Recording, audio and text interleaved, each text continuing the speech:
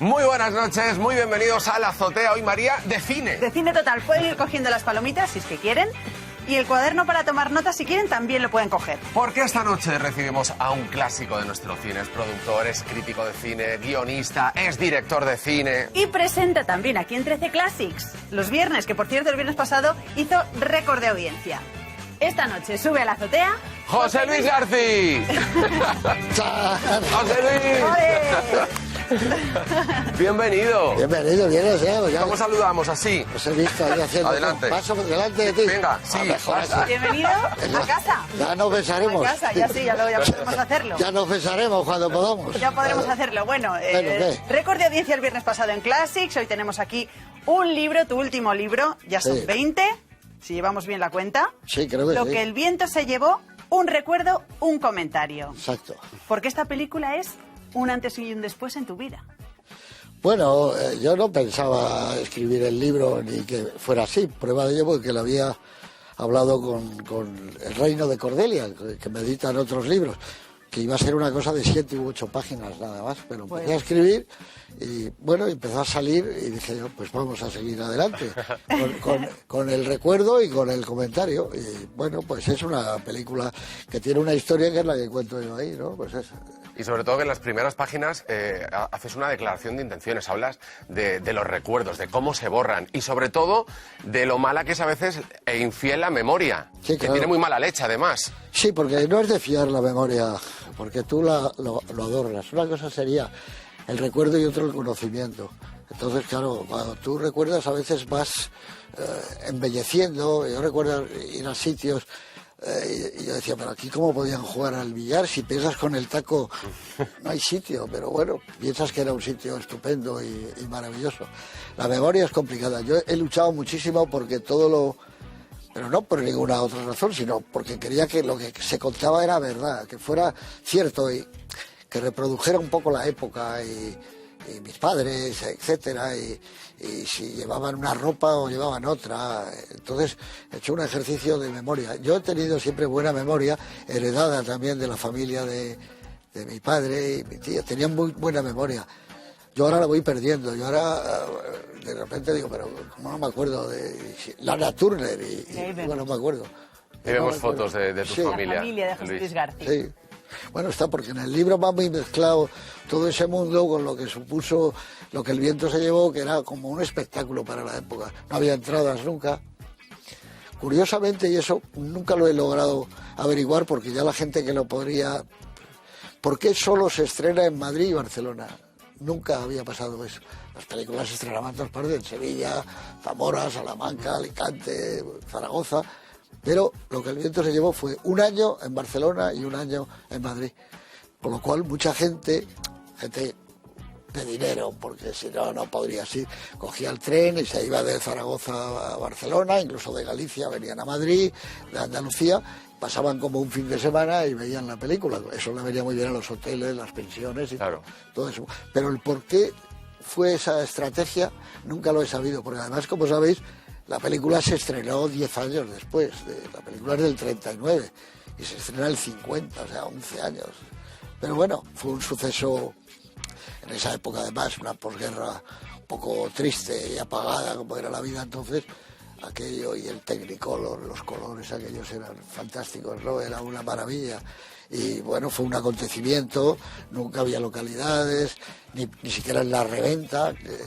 Y entonces mis padres querían haber ido esas navidades, se lo habían prometido y al final logró entradas, pero ya en enero, ¿no? Y fue lo que cuento, que fueron, y mi madre perdió, olvidó, o le quitaron el bolso, y yo fui al día siguiente a hablar me llevó mi padre a hablar con Taboada, que era el gerente del cine, bueno, y voy contando todo el descubrimiento mío del cine. Además con mucho detalle, que es una de las cosas que más me ha atrapado de este libro, porque es verdad que lo cuentas todo minuciosamente, Sí. te hace incluso partícipe como si fueras un protagonista de una de tus películas, porque lo cuentas todo tan al detalle que te metes de lleno. Bueno, lo que yo te contaba antes, para mí fue como la comunión, no la comunión del colegio, que hacíamos siempre, ¿no? Con vestidos de marinero casi todos, sino la primera comunión mía con el cine, lo que era ver un cine como aquel de la Gran Vía, que era el Palacio de la Música, lleno de mármol, las escaleras fantásticas, unos servicios increíbles, no tenían nada que ver con el cine de barrio, ¿no? Y lo que era el bar era como el de esas películas de los transatlánticos, que veías los bares preciosos, las cocteleras, los vasos mezcladores, y luego, claro, el mundo de los porteros, que eran como generales de 4 estrellas norteamericanos, hacían Patton con la gorra y todo, los acomodadores, cómo les sonaba la calderilla cuando se movían rápidamente, la cabina de proyección, verlo vacío y verlo lleno hasta los topes, para mí fue decir, yo quiero formar parte de este mundo lleno de magia, es un mundo de soñadores, las taquilleras, todo lo que suponía aquello. ¿Y como niño que eras entonces, claro, ese acontecimiento, que ya lo estamos diciendo, nos estamos sumergiendo en aquella época, en los 50, que la gente viajaba para ver una película, con todo ese escenario que nos estás describiendo, claro, una película que marcó un antes y un después en tu vida y en la vida del cine, Lo que el viento se llevó. ¿Qué recuerdas que decían los mayores? ¿Qué decían tus padres? No, la gente lo que se decía es lo que el viento se llevó y lo que el culo aguantó. Esa era la frase que decía todo el mundo en toda España. Por la duración. Claro, porque además era una película que duraba casi 4 horas. Tenía intermission, o sea, eso no existía tampoco claro, en España. Había que levantarse un poco. No, claro, pero que no había. Las películas se levantaban en los cines de estreno, pero imagínate, allí había un descanso a mitad de la película. Tenía un Technicolor, que yo me acuerdo, eso me lo dijo mi padre, que al salir de ver aquello poco que yo vi, yo le había dicho, esto del Technicolor es más bonito que el arco iris, le dije yo. No, porque era una maravilla, los colores estaban muy bien mezclados, los 3 colores básicos, ¿no? El rojo, el amarillo y el azul eran perfectos, ¿no? Lograron una maravilla ahí. Y luego también en El Mago de Oz, toda la gente se quedaba deslumbrada, el sonido, la música, que era una maravilla. Y luego, entonces no se estilaba, pero era una guerra de sexos.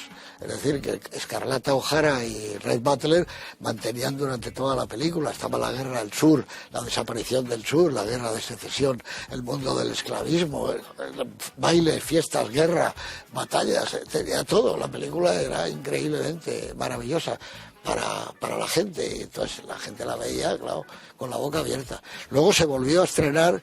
Yo la vi yo vi un minuto de película. ¿En un minuto ya? No, lo que yo vi era aquello, hombre, vi las carteleras y lo que suponía, porque me dio el programa, porque le preguntó a mi padre, José Taboada, al chico le gusta el cine, dijo, mi padre, lo que más.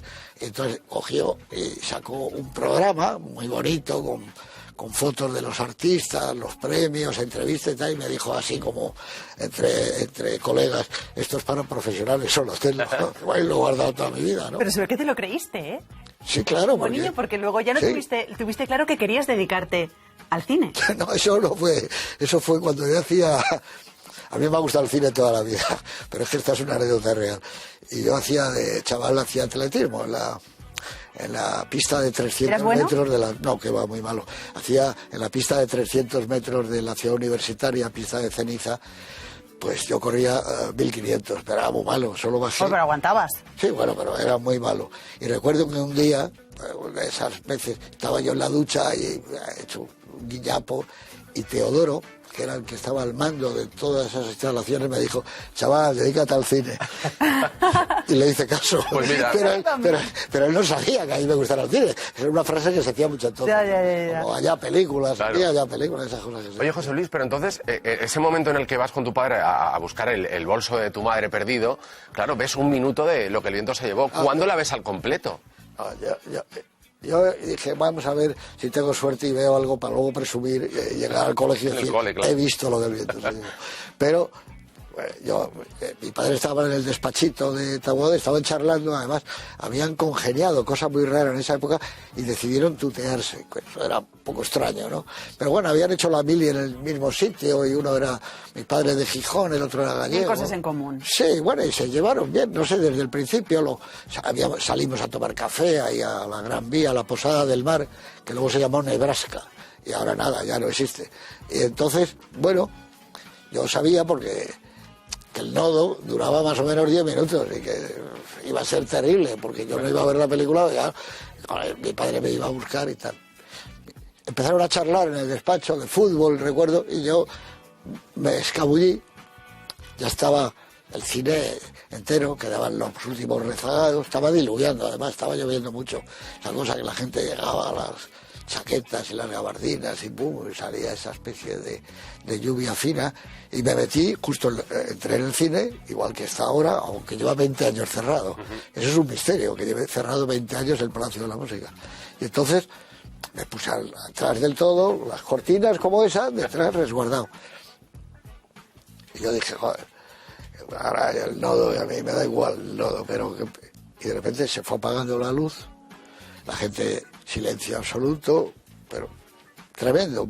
Uno de esos silencios que solo se ven de vez en cuando vas a un concierto y el director ha salido y todavía no ha dado la primera nota y ya no oyes nada, ni una tos, no se oye nada y ya entra con la orquesta. Pues, boom, de repente se iluminó todo aquello y empezó la película. Luego yo me enteré que tenía un acuerdo con el Sindicato Nacional del Espectáculo, como era tan larga, en algunos casos, si ese era domingo, no les daba tiempo a las mujeres de la limpieza a limpiar la sala, y a decentarla, perfumarla, etcétera. Pues acababa la sesión a las 8, 8:05 y empezaba la otra a las 9. No tenían... Entonces tenían permiso para saltarse el nodo. Y entonces yo me quedé deslumbrado. Vi las letras que salían de arriba abajo y de izquierda a derecha, unas letras tremendas de pasión, de película también como del oeste, eran increíbles. Margaret Mitchell, Sur, Clark Gable, joder, una cosa. Vivian Leigh, güey, entusiasmado. Unos campos de algodón, aquello, hasta que sentí la mano de mi padre y me dijo, vamos. Para casa. No, me dijo, vamos, me dijo, ya la verás, de mayor, esa y otras muchas más y tal. Nos despedimos de la gente. Yo siempre he sido bastante tímido, pues no me atreví a hacerlo, porque tampoco me atreví a hacer lo que luego haría Truffaut, y es pedirle a Taboada una cartelera. Esas que están clavadas. ¿No te atreviste? No me atreví, me hubiera gustado tener una cartelera de recuerdo, que seguro que me lo hubiera dado. Esas que ponían en los bastidores, y ¿te acuerdas? Lo hubieras puesto en tu cuarto. Clavadas y tal, bueno. Y entonces nada, y esto es todo lo poco que vi. Tuvo que pasar muchos años, 10 años, ya era un chaval de 20 años que... Era un joven inquieto que despotricaba un poco de lo que el viento se llevó, decía, seguro que ha envejecido, tal, no sé qué, porque entonces estabas un poco con las películas en los séptimos sellos, el año pasado en Marienbad, un tipo de cine más moderno. Y con un amigo mío, Enrique Rueda, nos metimos en el Cine Madrid al segundo o tercer día de estrenar, tampoco había entradas, pero increíble el éxito de lo que el viento se llevó en la reposición. Bueno, y nos metimos y yo me quedé cuando no me di cuenta, a los 10 minutos yo dije, madre mía, pero el ritmo, el montaje sobre todo, y sigue siendo algo increíble. Y al salir el descanso, éramos gente joven la mayoría, bueno, había gente también de 30, 40, pero la generación de mis padres, que ya la había visto, no estaba, era otro público, y estaba igual de fascinado ese público por la película, ¿no? Porque era algo... increíble, eso pasa con algunas películas clásicas, pasa con Casablanca, naturalmente, con Lo que el viento se llevó, con El puente de Waterloo, con muchas películas que tienen un poder enorme de captación a nivel sentimental del espectador, ¿no? Y bueno, pues yo recuerdo que me dejó impresionado. Y la segunda parte del libro es el comentario que yo hago, por ejemplo, ¿por qué nunca se ha hecho un musical en Broadway de Lo que el viento se llevó? ¿Y por qué? Pues eso digo yo. Tiene todo. De esos musicales como El fantasma de la ópera, que están 20, 30 años en Broadway. Esta tenía todo, tiene todo. El final de la primera parte, juro que no volveré a pasar hambre. El final, ¿qué va a ser de mí? Mañana lo pensaré. Alguien como Joyce Weber, un compositor extraordinario, ¿no? Pero... ¿por qué? Pues ese es uno de los misterios de la película, que yo hablo de muchas cosas, ¿no? Pero vamos a volver un momento a ese primer minuto. Cuando eras niño, ¿cuántos años podrías tener? Más 7. Siete años. Ese primer minuto que ves de Lo que el viento se llevó. Sí. Y entonces, claro, tú luego te vas de allí ya pensando que a lo mejor... No, yo salí de allí ya un poco tocado.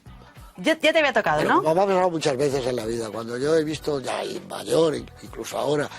ves una película hasta en televisión, en tu casa, o la veías en el cine, hay veces que si te ha gustado mucho. Yo recuerdo la primera vez que vi 2001, Una odisea del espacio, cuando vi en el cine Ibiza, Tú y yo, de Leo Macarey. Hay algunas películas que sales y has estado probablemente tan metido, tan dentro, que aunque sales te desconciertas, como cuando vas al cine por la mañana y veías esos pases mañaneros y salías y veías el bullicio de la ciudad, los autobuses, la gente, todo. Te sacaban de la burbuja. Sí, porque estás acostumbrado a ir al cine más de noche y que la ciudad está más tranquila, ¿no?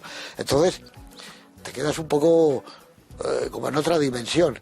Cuando eres mayor, si vas con alguien, te pasas media ciudad charlando de la película. Yo recuerdo cuando vi también Manhattan, la de Woody Allen, que ya había visto muchas de Woody Allen, me impresionó mucho Manhattan, era una película que había... Y entonces con esta, yo salí, pues un chico de 7 años, fuimos caminando, yo voy describiendo lo que era entonces la Gran Vía, ¿no? Los luminosos que había encima de lo que era el Banco Coca, todo, la red de San Luis, que ahora la ha vuelto a poner, la confluencia de la gente en la calle Montera, había unos atascos tremendos, lo que era de verdad la fascinación para un chico de la Gran Vía. Yo nunca he sentido eso, ni en París, ni en la Vía Veneto, solo en Times Square he sentido yo ese pulso vital de una ciudad como era la Gran Vía. Ten en cuenta que eran 14 cines los que había. Imagínate cuando se unían los que salían con los que estaban esperando para una sesión. Pues ponle que había ya prácticamente 20.000 personas en la Gran Vía, más las salas de fiesta, los cabarets, que estaba la parrilla de res, pasapoga, más los kioscos, las cafeterías, los bares, tú no sabes lo que era la alegría. Mira, José Luis, estamos viendo fotos de esa Gran Vía, también protagonista de este libro. A mí me encanta cómo lo describes perfectamente, ese lugar, y como tú estabas diciendo, esos carteles luminosos de todos los cines, y sobre todo los carteles pintados a mano que había de las películas. Era maravilla, ¿no? Mira, eso debe ser el año 53, 54, estas fotos, sí, supongo que son... Sí, es muy difícil centrar la época, ¿ves? Ponía Camel arriba. Es verdad. Ahora ha cambiado. Sí, cambió el luminoso de Callao. Sí, eso es uno de los edificios más bonitos de la Gran Vía y de Madrid. Es como el Flatiron de Nueva York, ¿te has dado cuenta? Es un poco la plancha, el de Nueva York. Los autobuses de 2 pisos. Mira, esto es Roca, es el fotógrafo catalán, esta foto es suya. 4 mujeres caminando por la Gran Vía, estupenda, ¿no? Y bueno, ya estaba hecha la Torre de Madrid. Todo ese mundo era un mundo muy cinematográfico. Era como un Hollywood Boulevard, lo que tenía la Gran Vía. José Luis, y los carteles que has dicho. Claro, ¿por qué te gustaban tanto? Obras maestras. Hombre, pues ya me gustaba el cine, igual que me ha gustado el fútbol y el boxeo.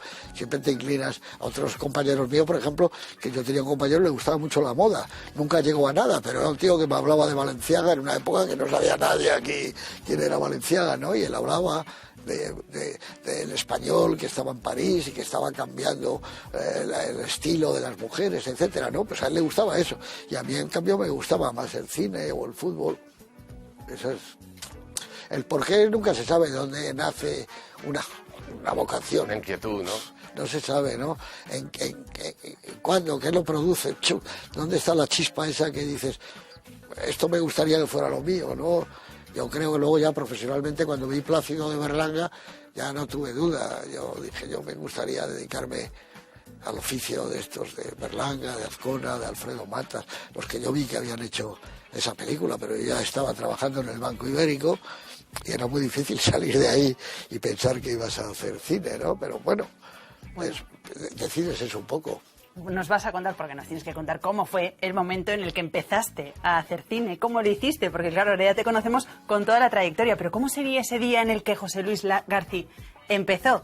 Tenemos que hablar de eso, tenemos que hablar de Classics y de muchísimas más cosas, vale. Pero después de la pausa. Muy bien.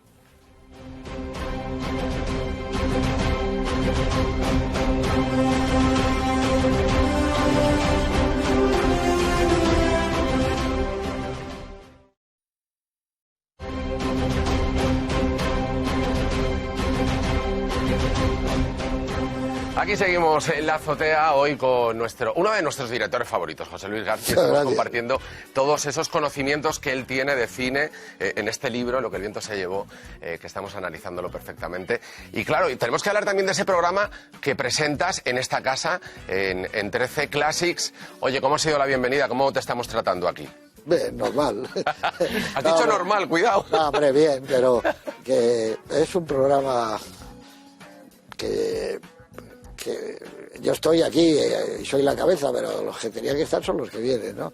Porque es gente estupenda que no viene por ningún tema económico, vienen porque les gusta el cine y porque saben que tienen la capacidad de que además de que les gusta a ellos el cine mucho, saben comunicar su amor a la gente, ¿no? Y es tipos estupendos, mujeres y hombres que se preparan muy bien la película. Y luego es un programa que no solo habla de cine, de música, es un programa cultural pero sin énfasis, sin mayúsculas, ¿sí? Pero habla de pintura, hablamos de música, de escultura, de cine, de muchas cosas. Y yo creo, sobre todo es un programa donde nadie se quita la palabra, como estos que ves continuamente que chillan, que dicen, pero pará, no, que no se oye, hablan todos a la vez, ¿no? Aquí la gente... Un poco más de respeto. Sí, cada uno dice una cosa, puedes estar de acuerdo o no, pero les dejas hablar, y está muy bien para que sea un programa nocturno, de un viernes relajado, y que la gente... Y normalmente, claro, no hay mérito por mi parte, todas las películas son buenas, es que, claro, es como si te dicen, elige ahora 100 cuadros de la historia de la pintura, pues imagínate, empiezas con Rembrandt, y con Vermeer, y con Velázquez, y no acabas nunca. Es caballo ganador, ¿no?, el programa. Algún mérito ahora también, porque claro, cuando se estrena un programa, pues siempre se está un poco pues en el ojo del huracán, la gente lo mira y lo ve. Y claro, cuando estrenaste aquí en 13, lo hiciste en ese blanco y negro, sí, y con Ciudadano Kane. Sí, sí. Y fue un éxito. ¿Eso cómo lo eliges? Bueno, porque habíamos decidido eso. Incluso habíamos decidido que si Dios quiere y hay otra temporada lo haremos, poner también películas en blanco y negro. Lo habíamos hablado ya en el mes de junio. Pero bueno, ahora estás viendo que en la 2 pone en blanco y negro. Yo ya había puesto cuando hacíamos el programa de cine en televisión española películas de Griffith y de Chaplin, etcétera. Entonces, la gente no tiene que tener miedo a ver una película muda, al contrario. Yo una de las cosas que me hubiera gustado mucho en la vida, ahora ya se ha acabado la carrera, pero me hubiera gustado haber filmado una película muda. Es una experiencia muy buena que tuvieron sobre todo los grandes maestros que a mí me gustan. Hitchcock, John Ford, Howard Hawks, todos hicieron cine mudo, Mancare, y eso les daba como el gran secreto. Tenían una manera de acercarse, no contaba con la palabra, con lo cual se esmeraron mucho en la puesta en escena, en que cómo podían llevar la historia al espectador. Y luego, claro, con el sonido era más fácil, no tenías que hacer un inserto de un timbre o la campanita que se movía para saber que estaban llamando a la puerta, ya lo podías meter por sonido. Pero me hubiera gustado, y también haber hecho más películas, 8-3 en Cinemascope, en Scope. ¿Pero es que es tarde? Bueno, ya esto ya lo tengo ya asimilado. Yo no soy, en ese sentido sí no soy bobo de decir, no, voy a hacer, no, yo creo que lo mío ya está por edad y porque hay otro mundo, el cine no es el que yo estaba, ahora son plataformas, Netflix, Amazon, y lo que yo puedo hacer, no yo, la gente de mi edad no le interesa a nadie. Pero, hombre, si nos vamos a un cine mudo, un crítico como José Luis García, que se lo sepa tanto todo, yo no sé si habrá uno mejor que lo pueda dirigir. Pero el problema es que yo creo que nuestra carrera, y hablo de mi generación, se acaba. O sea, hace 3 meses o menos murió un compañero nuestro, Mario Camus, y había estado intentando hacer una película durante 6-7 años, y ahora está Gonzalo Suárez, Pedro Olea, no hacemos cine ninguno, Gutiérrez Aragón. ¿Por qué? Porque es normal, porque cuando una generación empieza es que normalmente otra está terminando, y no ver eso es absurdo. Y claro, no somos bobos, no vas a ir con un guión debajo del brazo a estas alturas de la película para a ver si puedes hacer una película. Es tremendo, ¿no? Pero hay que asumirlo, y hay otra gente que está dando el paso, como yo lo di cuando yo empecé a dirigir, y había otros que ya hacían menos películas, Forqué y compañía, ¿no?, a los que yo adoraba, pero eso es así, y el que no lo vea está muy equivocado. Todas las generaciones van dando el paso, es una carrera de relevos, eso es la vida, el padre al hijo, el hijo al nieto, más así, eso es la vida. Siempre. Y así es el cine también. José Luis, volviendo a Classic, la semana pasada éxito de audiencia con Río Bravo. Esta semana se emite Cara de Ángel, además, este próximo viernes. ¿Y por qué es tan importante revisar los clásicos y compartirlos también con la gente, con generaciones nuevas, con gente que no ha visto ni ha vivido ese cine? Hombre, es como en la universidad, ¿por qué se estudia a los filósofos griegos o por qué se estudia el periodo clásico, el barroco, por qué estudiamos a Cervantes, a Lope de Vega, por qué estudiamos la pintura impresionista? Hombre, pues el cine es un arte, evidentemente, yo creo que el primer arte del siglo XX, en capacidad de obras maestras, ha hecho más que la pintura, que la música, que la escultura, que todo, ha dado mayor cantidad. Y es un arte, es el que perseguía Wagner, ¿no? El que tiene todo. Wagner quería hacer con sus óperas, unir el teatro con la poesía, con la pintura, la música, pero él no se había dado cuenta que iba a venir algo, claro, ¿quién lo iba a suponer que iba a ser el cine? Que iba a unir todas las artes. Además el cine es un poco bastardo, porque roba de todas, ha robado de todo. Es un arte que ha ido robando de las otras artes, pero ahora es un arte fantástico y realmente único. ¿Qué es el cine? Es muy difícil, ¿no? Es el arte de contar una historia en imágenes, sí, pero también es un recreo. Es estupendo ir al cine. También es el sueño de una colectividad que lo produce, evidentemente. Una película sueca no tiene nada que ver con una película española. ¿Por qué? Hay mundos distintos que los recoge también el cine, pero bueno, evidentemente un programa cultural donde el cine se pueda analizar y ver obras maestras en cualquier campo. El otro día fue Río Bravo, que es un western. Bueno, es un récord western, de audiencia. pero es un western y también es una comedia, y también es una película sobre la amistad y sobre el amor, es decir, que lo tiene todo al final. Claro, empiezas a analizarla y te vas dando cuenta de que son muchas cosas, pero hay otras películas. Nosotros empezamos con Ciudadano Kane, ¿no? Una clave en la historia del cine, porque a partir de ahí las películas ya no es que se hagan de otra manera, sino que empiezan a pensar que tienen que ser de otra manera. Y bueno, pues hay tantos géneros, que hay género de terror, como era La Mujer Pantera, que era estupenda, un melodrama, un western, un musical, una película de cine negro. Son muchas películas las que puedes ver. Vamos a pasar con una sección que se llama Tres a Raya, que son otros compañeros los que ¿Tres a raya o tres en raya? No, Tres a Raya. Tres a Raya. Buena pregunta. Exacto. No, porque yo juego a las tres en raya. Claro, pero te voy a pedir también que vayas pensando en una película, porque claro, en tu programa... No me pidas pensar mucho, ¿no? En tu programa habláis de clásicos, pero a mí me gustaría saber cuál es la película contemporánea favorita de José Luis García. Piénsatelo. No tengo nada que pensar, El Padrino. Ya está. Bueno, pues ya está. Nos has sacado de dudas. Y ahora sí, vamos... Contemporánea, aunque a ver, me gustaría matizar, diría la trilogía del Padrino. Creo que es el último gran clásico que ha producido el cine. Hay otras películas extraordinarias, pero me parece que El Padrino está colocándose en la historia del cine en un lugar ya muy alto, ¿no? Pues, se puede comparar a las grandes películas que se han hecho en la historia del cine. Pues duda resuelta, y ahora sí, nos vamos a nuestro 3 a Raya. A ver.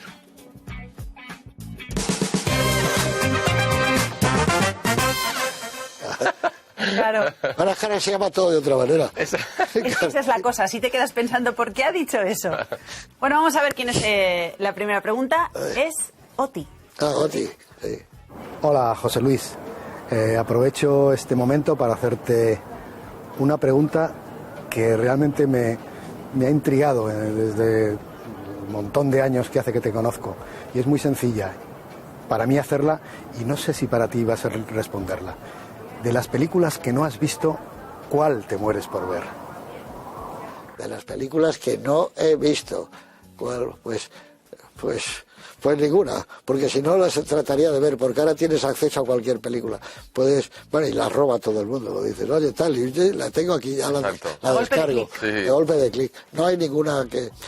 Me gustaría algunas que he visto a lo mejor de chaval y que no las recuerdo muy bien, pero de las que no es porque, no sé, ha habido algo que no me ha llevado a verlas. Así que, Oti, lo siento. Bueno, ahora tenemos a alguien de los que hablabas antes, de los que te acompañan todos los viernes en Classics, y además ha estado aquí también, sentado. Sí, hombre, estuvo aquí, le vi yo, Eduardo. ¿Ya sabes quién es? Eduardo Torres Dulce. Sí.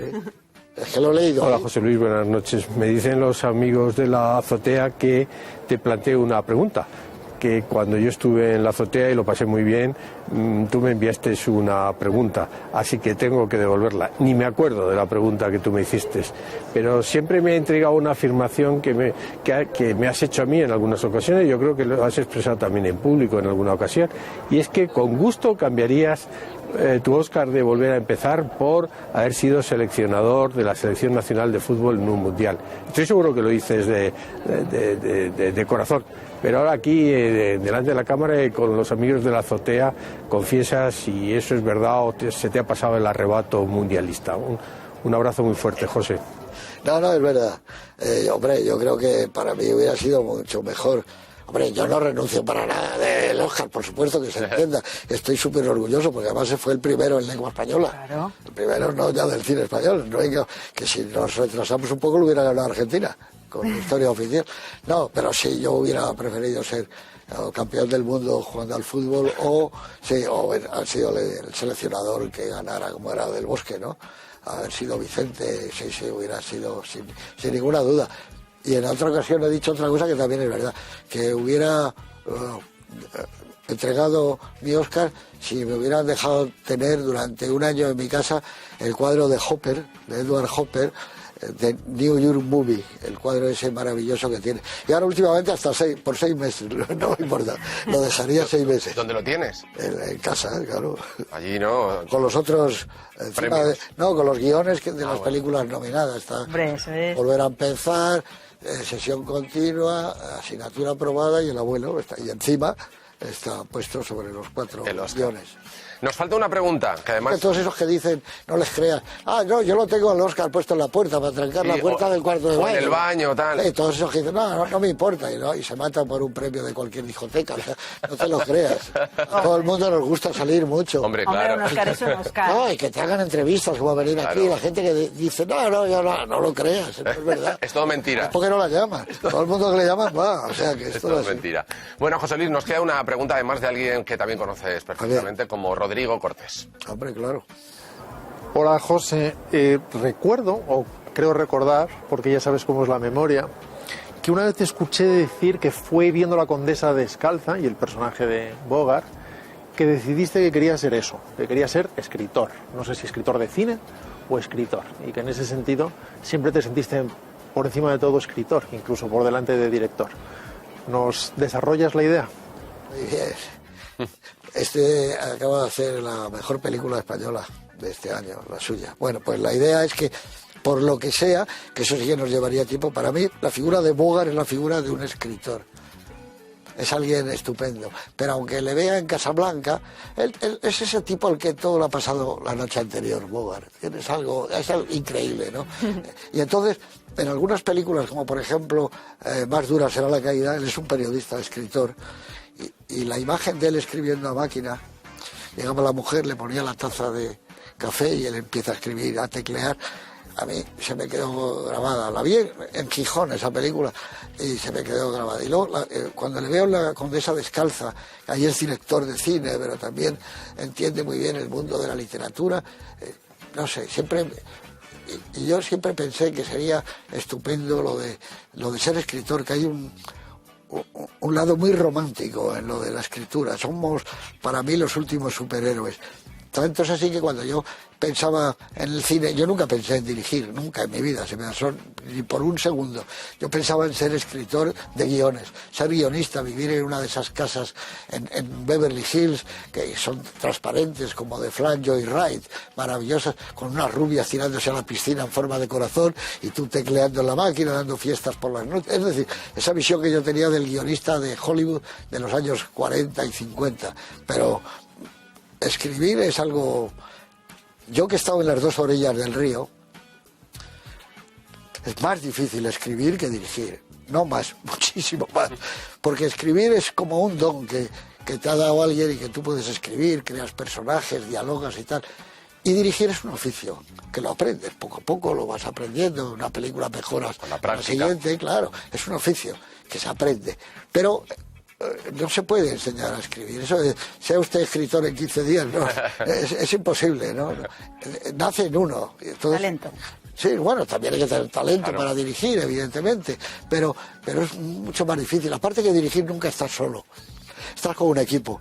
Por ejemplo, ahora me está filmando con esa cámara. Pues imagínate que te dice, el director de fotografía, el responsable, gíralo un poquito más a la izquierda, échalo un poquito más. Ah, y es verdad, quedas mejor. Otro te ayuda en el decorado. ¿Por qué no ponemos aquí arriba una ventana y entonces vemos parte del paisaje? Es decir, que cuando diriges tienes un equipo a tu lado que están ayudándote siempre. Pero cuando escribes estás solo con el co-guionista, con tu amigo, con el que escribís. O sea que es mucho más complicado. José Luis, otra de las cosas importantes que tiene una película es la banda sonora. Sí, claro. Queremos ponerte a prueba. Queremos saber si diferenciarías la banda sonora de una película o de otra. Para eso hemos preparado unos cortes y tú tienes que decir, cuando la reconozcas, a qué película pertenece. Pero hemos sido buenos, ¿eh? Sí, el tiempo va. A ver, pero muy fácil es. Muy fácil. Bueno, sí, bueno, sí. vale. A ver, Pues está sí, la sí. prueba cualquiera chico que quiera estudiar para cine. Venga, pues entonces ahora a ver si hemos ido un poco, no sé si, bueno, a ver qué pasa con los fotogramas. Ahora lo mismo pero con fotogramas. ¿De qué película es este Sí, pero fotograma? eso A ver. pero eso puede ser que falles, eso no tiene nada que ver. Por ejemplo, esta parece... Pista. No, parece una película negra, Angel Face o una de Es la que estas. se emite Se este emite el viernes. viernes Eso, justo. Angel Face. Sí, señor. Iba a decir, parece Gene Simmons, ahora sí, ahora veo a Gene Simmons. Antes de espaldas es muy difícil de ver. Bueno, vamos 4 de 4, ¿eh? Sí. A ver Muy con la bien. siguiente. Pero bueno, es fácil, no tiene grandes problemas. A ver. A ver, Bueno, esto es el... Es que no se ve bien, sí, es como un chico... Ah, bueno, esto es Persona de Bergman, ¿no? persona. Claro, Persona de Fíjate. Bergman, sí. Ya está. Con tan Por solo una detrás, imagen. pero por detrás sí, no me atrevía, pero claro, ahí está, ese era el chico Sí. en Persona de Bergman. Vamos Mira, cinco ahí de está. cinco. Ahí está, ¿no? Sí, sí. Ahí se ve. Está como en la tele, ¿verdad? Sí. Venga, pues vamos a ver la última. Venga, a ver si hacemos pleno también con las imágenes, con Yo los digo que fotogramas. ¿De qué película se trata? A ver, Ahí. ¿de qué película se Es trata? una película muda, además, esta. Esto puede ser Metrópolis, una de esas, ¿no? Es Metrópolis, ¿no? El cartel, cartel, sí. Ah, el lo cartel. es, pero la peli no. Ah, es que, claro... Es que ahí ya lo hemos veía complicado, ¿eh? Veía la chica de Metrópolis, pero Claro. no, esto es cine mudo. Vete a saber si es asfalto, no sé qué película puede ¿Es ser. el mismo director? De Friedland, ¿no? Claro, esto es Friedland puro, Sí. con el farol y tal, pero ahora, claro, es que de Friedland pueden ser tantas de esa época, ten en cuenta que ahí está Mabuse, está Los Nibelungos, que no es este caso porque va vestido de smoking, pero fíjate las películas que tiene, Metrópolis, Los espías. Espione o espías, los espías. Ahí está, espías. esa es. Claro, fíjate tú. Los Esa espías. era. Claro, pero es que ahí al principio no se ve muy bien esto. Sí, es verdad, no se diferencia. Sí. Bueno, pues ha sido casi Mira, un pleno al la- 15. Sí, no, la otra no, la he acertado. La de, porque es que no veía bien la de Friesland, pero bueno. Ay, que hemos sido un poco más pícaros, claro. No, que Ya está no bien, hemos sido- está bien. Bueno, tenemos más Espiones. sorpresas. Venga. Estas sorpresas vienen en una caja y esto se llama La Caja.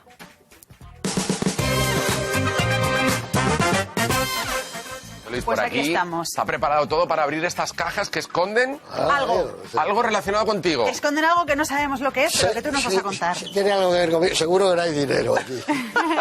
Son rojas de momento las cajas. A ver Sí, qué sí, tenemos. sí. ¿Por cuál empezamos? ¿Podemos empezar ya? Claro, por la que Venga. quieras, la pequeña o la grande, ¿cuál La quieres? pequeña, vamos. Pues Venga, la venga. pequeña, vamos a ver la qué hay. grande para- Venga, a ver qué hay. ¿Qué será? ¿Qué será? Ah, ya lo he visto. ¿Ya lo has ¿Qué visto? es? Una bufanda mía. Sácalo, que lo veamos. Una bufanda ¿La he tuya. visto? Ah, ¿Y ¿qué esto significa esta bufanda? Sí. Esta bufanda Sí.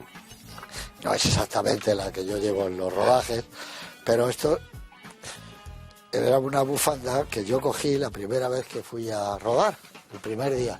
Hacía un frío y entonces salí rápido y no me di cuenta y cogí la bufanda de mi hija Eva, que era más pequeñita, me la anudé al cuello ya cuando estaba... Ya te estamos viendo Ahí además. estamos, sí, Con señor. esta bufanda. Cuando estaba llegando a esto me di cuenta que no había cogido otra bufanda que yo tenía mía, de 2 o 3.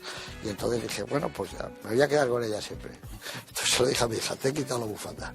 Y entonces siempre, desde el primer día del primer rodaje, la he llevado.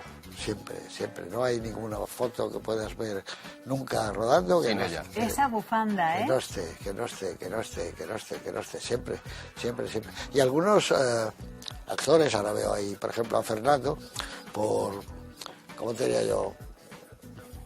no es que pensaran que les iba a dar suerte y nada, pero una mínima superstición, algunas veces antes de empezar el plano, si yo la tenía puesta, por ejemplo, así... la tocaban. O anudada, sí. Yo qué sé, tenía puesta así, de cualquier manera. Entonces ellos lo hacían así, vamos a rodar. Y yo decía, ¿qué crees, que te va a dar suerte? ¿Y les daba? ¿Y les daba? Sí, bueno, no, eran buenos siempre, no necesitaban suerte, todos los actores eran estupendos, pero siempre la he tenido. Y tenía eso junto con una gorra de béisbol de los Auckland, que la compré mucho antes, la compré con Mercero en Nueva York el año 72, pensando que si alguna vez le tenía que hacer un regalo a Antonio, no sé qué, se la iba a dar, pero él se compró otra. Porque yo había visto a John Ford siempre que llevaba la gorrilla de béisbol. Bueno, eso no lo llevaba nadie en España. Y cuando hice la primera película, Asignatura Pendiente, me la puse. Y así la tuve durante 20 y tantos años. Y la perdí en un taxi. Vaya. Entonces llamamos a taxis y eso, pero nadie... ¿Es esa que aparece en la foto? Sí, nadie la encontró nunca. Nunca la se encontró. Nunca. Pero era esa, ¿no? No, esa no. Esa no era. Esa es otra. Esa es una de los Auckland. Bueno, igual, es que no se ve bien. Sí, no se ve bien. A lo mejor es esa, ¿eh? Pues igual era, pues nada, el taxista, que nos estará viendo seguro. Usted tiene la gorra, ya la podía haber devuelto. Sí, puede ser. Oiga, que era una gorra especial. Puede ser, porque eso es el abuelo, es el 2000, el abuelo es el 98, puede ser que fuera. Puede ser. Es que no se ve bien tampoco. Nos queda una segunda caja. Venga. Vamos a ver qué esconde esta, José Luis. A ver. A ver qué esconde esta. ¿Os imagináis que sea lo mismo? Uy, ya la he Otra visto yo. bufanda no. Fíjate, de bufanda a bufanda, ¿no? Sí, pero fíjate, esta es... Esta es súper importante también en tu vida. Bueno, yo tuve una, esta la tengo, pero no creo que sea la misma, claro, porque creo que la tengo yo en casa. No sé. Nunca se sabe aquí, este Claro, programa. no sé, nunca se sabe. Esta me la dio mi amigo Enrique Cerezo, yo soy del Atleti. del Atleti. Y yo nunca me he puesto para ir al fútbol, jamás, estas cosas, ni gorras, ni nada. Yo soy de la generación que la gente no llevaba esto como llevan ahora van con todo, bueno, van sin el pecho al aire y van de todo se lleva puesto. Pero esto era que estábamos en Lisboa, era la final de la Champions, la Atleti de Madrid con el Madrid, entonces me dijo, tómala, me dijo, bueno, muy bien, pues por primera vez y ojalá única, aunque no haya otra final, pero la hubo, bueno, voy a verlo compuesta a la final de esta. Y la tengo guardada, por eso digo, igual si es esta, y me dijo la otra final que fue en Milán, me llevó Enrique Cerezo también, porque Enrique y yo somos del mundo del cine, de hace ni se sabe, del Antiguo Testamento, que conozco yo a Enrique. Y entonces la llevé, fui en el avión del Atleti de Madrid y fuimos allí, también me la puse en Milán y tampoco ganamos. Y protagonista también de la película Volver a Empezar, Sí, bueno, que la también aparece. bufanda. Mira, vamos a verlo, vamos a ver si Pero la de tenemos Volver a esas Empezar imágenes. es una del Sporting también, ¿eh? ¿Ah, sí? Claro, es que Volver a Empezar, yo tenía el Sporting y el Atleti de Madrid, y además tuve la suerte de filmar a los dos juntos, mira. Ahí está. Ahí está Antonio, Antonio Ferrandis. claro, ahí estaba en obras para el Mundial 82. Estaba el Molinón, estaba en obras, que ahora se llama Molinón Kini, ¿no? Con la ropa de las camisetas tendidas, que es muy bonito eso, ¿no? Que las pusimos, y Antonio, la enseña del Sporting, y él que ha sido, según la película, el argumento, ha sido un viejo jugador del Sporting. De chaval jugó en el Sporting, luego, como otros muchos, inició su carrera. El personaje de Bódalo, que es médico, también se supone que fue jugador del Sporting de Gijón. Y entonces, bueno, curiosamente yo tengo la insignia de oro y brillantes del Atleti de Madrid y del Sporting de Gijón, los dos equipos que yo he seguido desde niño. Pero que conste que era socio infantil del Madrid y que con mucha gentileza un día lo hablé y Emilio Butragueño le dije, joder, me gustaría tener el carnet mío, pues fíjate, era un niño y lo buscó el Madrid, me lo han dado, muy bonito, en metacrilato, bueno, y me lo han dado en original, qué suerte. cuando yo vivía en la calle Narváez, José Luis García Muñoz, Qué recuerdo. socio, sí, así que esto es... Que estábamos hablando de cine, de películas de cine antes, en los 50, en los 60, que decíamos, se estrenaban las películas los lunes. Siempre, claro. Ahora se estrenan los viernes. Y resulta que los miércoles viene siempre aquí a la azotea Manuel Velasco para comentar los estrenos del viernes. Así que nos vamos al sofá, yo creo, y lo comentamos todos juntos, ¿o no? Muy bien, ya esto lo dejamos aquí. Esto lo dejamos. Bueno. Vamos. Vamos. Bueno. Aquí estamos. Manuel Velasco. Aquí está. Bienvenido, buenas noches. ¿Qué tal Una semana estáis? más. Gracias por estar en Muy la contento zona. de estar aquí. Y antes de empezar a hablar de los estrenos de la semana, le quiero enseñar a José Luis una cosa que no se va a acordar, porque él estuvo en mi casa hace 20 millones de años, cuando vivimos en La Moraleja, y a mí me daba mucha vergüenza que José Luis... Manolo Martín Ferrer. Exacto, como Manolo Martín Ferrán. Era a finales de los 90. Bueno, veníamos para darle un premio a Concha, Sí. Que le habíamos dado un premio en Valladolid, a ella y a Tico Medina, y se lo verdad. fuimos a llevar en mano. Y yo tenía una colección enorme de cine y me daba mucha vergüenza que bajaras al sótano y que vieras las películas que tenía. Y me regañaste porque me dijiste, son todas americanas, no hay ninguna española. Pero dije, tengo las tuyas y te enseñé las mías. Sí, me acuerdo. Y entonces me firmaste Me acuerdo la yo. portada de tu libro Morir de cine, Sí, que es uno de mis libros favoritos, lo enmarqué, pero fíjate toda la tinta. Ay, que se ha ido Yo lo tengo una- marcado en mi habitación, porque de, Qué mis, bueno. de mis directores Hostia, favoritos pues- tengo los pues marcos. Me das una alegría fantástica. Pero de verdad. fíjate, se ha ido. Pero de verdad. A ¿Cómo ver, se va vamos a ver. borrando? Enseña Que lo la vean los foto. señores. No, eso Morir sí. de cine es uno de mis libros favoritos de José Luis. Sí. Y Pero me lo- se entiende lo que pone, pero te lo puede... para vuelve a decir, ¿no? Manolo y luego... Pero Manolo, es que está cosas muy más. difícil. ¿eh? Está muy Sí, difícil. está muy bien. Y- Pero fíjate, es verdad que pena que se ha ido lo la sigo tinta, teniendo ¿eh? enmarcado. Sí, qué bien. Qué bonito. Qué bueno. Porque me hice mucho... Oye, a mí me hace una ilusión de verdad. Sí. Fíjate, el marco de la época de todo. Y después de este Luego momento... te voy a dar yo otra cosa, venga. Venga, vale. Recuerdo. Y después de este momento fan, os cuento los estrenos, si queréis. Hay que dar un Esto poco... que me acordaba, ¿eh? Sí, estuvimos me ahí. acuerdo de esa- Claro, de esa- fuimos a esa llevarle el mañana. premio a tu madre. Un premio bueno en Valladolid. El jurado estaba también Luis Ángel de la Viuda. Y estuvimos en Burgos. Lo dimos en Burgos el premio. Mi madre me dice que viene García y digo, hostia, ¿Y tú cuántos años Tu tenías? madre. buf, yo era adolescente. Me acuerdo porque me llevé el libro de viaje de fin de curso a Mallorca para leérmelo, Morir de cine, entonces debía tener 17, 18. Ah, bueno, ya eras, Sí, bueno, sí. mayorcito, pero muy Como jovencito. dirían en Asturias, mozu. Era un mozu. Era mozo. Bueno, se estrena la nueva película de Roland Emmerich, que es este director alemán, Sí. que básicamente hace la misma película una y otra vez, que son catástrofes, donde se destruye la Casa Blanca siempre. Hizo Independence Day, 2012, El día de mañana, Godzilla. A mí me encanta porque de vez en cuando hace películas que no tienen nada que ver con esto, como El Patriota, que es una película con Mel Gibson estupenda, pero donde él se mueve mejor es en el cine comercial americano de catástrofes, donde todo se destruye. Moonfall se estrena este viernes, sale Halle Berry, sale Luke Wilson. Es la historia de la Luna que se visitó en el 69, la cara oculta famosa de la Luna, esos 2 minutos que el Apolo 11 está dando la vuelta para alunizar y se pierde. Entonces, la película cuenta qué pasó en esos 2 minutos y si hicimos algo malo, nosotros los terrícolas, en esos 2 minutos, si tiramos a un cráter de la Luna algo que no debíamos. Anda. 50 años después, la Luna se sale de su órbita. Es que es un argumento maravilloso. Maravilloso. Se va acercando a la Tierra y hay que mandar un cohete, como en esta peli de Netflix, No mires arriba, la de Iba a decir, DiCaprio. es muy parecido el argumento. Pero esto va en serio, o sea, en serio dentro de las palomitas. Hay que mandar un cohete a la Luna para apartarla y que no se choque contra la Tierra. Estas películas, Roland Emmerich las hace maravillosamente bien porque son las que a él le gustan. No nos cuentes el final, ¿eh? No cuento el final. No, pero yo voy a ir a verla mañana. Sí. Tiene muy Además, buena pinta, ¿eh? esta película es de verlas en un cine de pantalla grande, Ah, me IMAX, encanta. con palomitas. Esas películas. Además, y Roland Emmerich las hace que las borda. Eso es estupendo. Las Esto borda. las hace muy bien. lejos de ser una idea absurda, loca. Él, sí, las desde ideas luego. más locas las Ojo. hace luego muy bien y te las acabas creyendo. Y luego no, son no. un reparto pues de gente... Pues hay que estupenda. verla. Hay que verla. Como la siguiente también, de la que vas a La hablar. siguiente es más seria, se llama Los ojos de Tammy Faye y cuenta la historia de una televangelista americana muy famosa, la interpreta Jessica Chastain. Está casada en la ficción con Andrew Garfield, que es este hombre que sale en la nueva de Spider-Man, y cuenta este mundo que en España no es muy popular de los televangelistas, que en Estados Unidos sabes que la gente hace donaciones y se ven todos los programas y tal. Y cuenta el ascenso y caída de esta mujer en los 60 y 70, cómo montó un imperio en televisión enorme y luego, claro, se emborrachó de poder y bueno, no quiero contar más, aunque es una historia real, que se puede saber lo que pasó buscando un poco en Wikipedia, lo que pasó con esta mujer. Pero bueno, es una de estas películas que suenan siempre mucho en la temporada de premios porque salen actores tan conocidos como Jessica Chastain y Andrew Garfield, pero salen tan maquillados y con tanta Parece. Irreconocibles, que ¿no? están muy distintos, pero luego de repente les dan unos carices, pero Parece. sí, es Jessica Chastain la que sale en esta película, porque sale con tanto maquillaje y tanta cosa. Está bien ella. Está muy bien. Ella estaba maravillosa en la noche aquella, la noche más oscura. La que pillaban a Bin Laden, ¿no? La que iban a... sí. Es difícil que esté también, esa película era impresionante. Y en Agentes 355, que está en cartel con Penélope Cruz, también está muy bien. Es una película... Es muy buena, Hablamos sí. aquí el otro día. Sí. Que es de acción tipo Los Ángeles de Charlie. A mí me encanta esta mujer. Sí.